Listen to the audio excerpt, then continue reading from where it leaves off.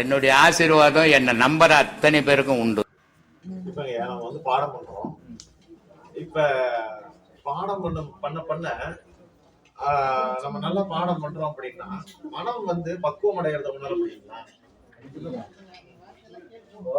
முதல் ஃபர்ஸ்ட் பாடம் நல்ல ஒரு மாசத்திலேயே வந்து ஒரு அனுபவம் தெரிய ஆரம்பிக்கும். ஒரே அதிகம் ரொம்ப நாள் கூட கிடையாது, ஒரே மாசத்துல ஒரு 30 நாள் நீ நல்லா பாடம் பண்ணினா பாடம் வாங்கறதுக்கு முன்னாடி இந்த நிலையும் வாங்கின பின்னாடி எல்லாத்துக்குமே புரியும். அப்ப என்ன ஒன்னும் பாடம் நல்லா பண்ண இன்னும் எவ்வளவு நல்லா வரும். முயற்சி பயிற்சி வந்து எதனா எடுத்துக்கலாம். முயற்சியும் வச்சுக்காங்க, பயிற்சியும் வச்சுக்கலாம். அது ரெண்டு கடைபிடிக்கும் போது கண்டிப்பா மாற்றம் வந்தே தெரியும்.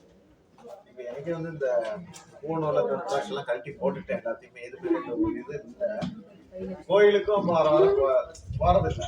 எங்க போனாலும் கோயிலுக்கு போனா தான் நம்ம மத்தம் இது மேல நமக்கு ஒட்டிக்கிற மாதிரியே ஒரு இது அவங்க தான் எனக்கு எடுத்துருவாங்க. எனக்கு இவங்க செட் ஆகாது, நான் நவுந்து நிக்கிறேன்.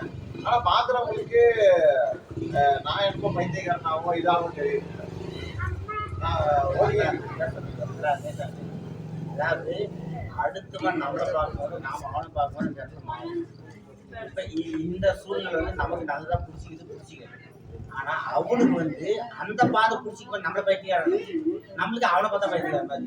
அது நம்ம என்ன பண்ணணும், அது வந்து அவன் பார்க்குற பாதைக்கு மாறுது. நாம அதுல கண்டிப்பா போக வேண்டியது. அதான் சொன்னேன், எனக்கு இது பிடிச்சிருக்கு, நான் போற பாதை சத்தியம். யாருக்குமே சத்தி போற போற பைத்தியக்காரன். அவ்வளவு பேர் சிவனுக்கே பித்தா பெரிய பெருமானே பித்தனா என்ன பைத்தியக்காரன் தானே. நம்ம அந்த அவனை பைத்தியக்காரன் போறோம், நாமளே பைத்தியக்காரன் தானே யோசிச்சு பாருங்க. எனக்கு எல்லாருமே பைத்தியக்காரன். பட்டினத்தார் பாடல்ல வந்து இது படிக்கும் போது செங்காட்டில் நடனமாடும் இறையிலே பிடிக்காமல் வெளியிருந்து தவறு நேர் போனோம் அப்படிங்கிறாரு. அது என்ன செங்காடு, அதுல எப்படி இறைவன் ஆடிட்டு? நெருப்பு தான் வந்து அக்னியில தான் சிவன் ஆடும். அக்னி தான், அக்னி சொரூபம் தான் சிவனே. அதுல ஆடுறது நம்ம அந்த அக்னியை மண்ண அது போய் சேரும். அதாவது நான் அதுல தெரியாம வீணா போனமா போறோம்னா அவர் பாடுறாரு. நம்ம ஒன்றும் அறியாத போறோம். செங்காட்டுலன்னா அந்த யோகா நெருப்புல போய் நீ அது மேல போகும்போது சிவன் பிடிக்கும். சிவன் தான் நான் தான் சிவன் புரியும் நான் சொல்றேன். கடவுள் நான் தான் கடவுள்னு அது மாறும். அந்த லெவலுக்கு போகணும். யோகத்துல போனா மட்டும் வராது.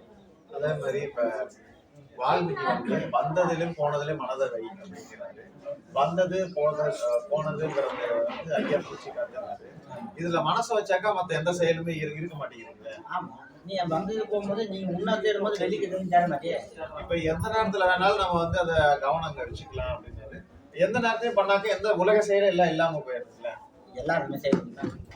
நீ செய்வாங்க, நான் செய்வேன், உன்னோட செய்வாங்களே, இல்லை அவங்க என்னால் முடியாது அவங்க செய்வாங்களே. அது யாரும் ஒர்க் செய்வாங்க. வந்ததை போனேன்னா வர்றது மூச்சு கவனிக்கையே ஹோல்ட் பண்ணுவோம். மற்ற சேர்ந்தெல்லாம் நீ உட்கார கவனிச்சு ஏன் முன்னாடி யார் வராங்க மாதிரி எதுவுமே தெரியும். நானும் போய் காரி போயிடுவேன். அது எல்லாத்துக்கும் அந்த அமையாது. இந்த இதில் இருக்கிறவங்களுக்கு உங்களுக்கு இந்த கர்மா ஒத்துழைச்சா அமையும். அதே மாதிரி இப்ப நம்ம பாடம் பண்றோம். நம்ம பாடம் பண்ணும்போது நம்ம கரெக்டா தான் பண்றோம் அப்படிங்கிறதுக்கு என்னங்க ஐயா வருது?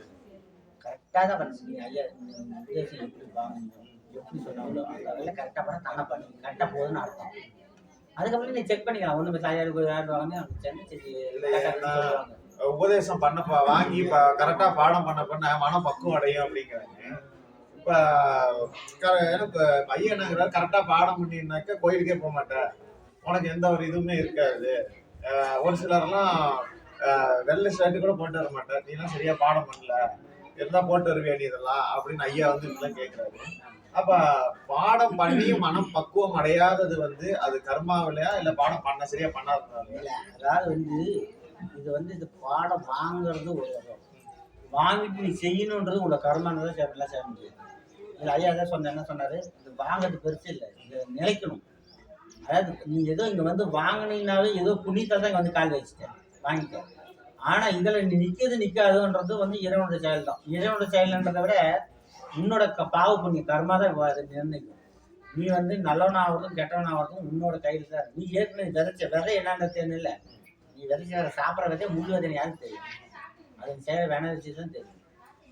அதனால நீ நல்ல வினை செஞ்சீங்கன்னா உன் நல்ல வழிக்கு இழுத்துட்டு போகும், கெட்ட வினை செஞ்சா கெட்ட வழிக்கு இழுத்துட்டு போகும்.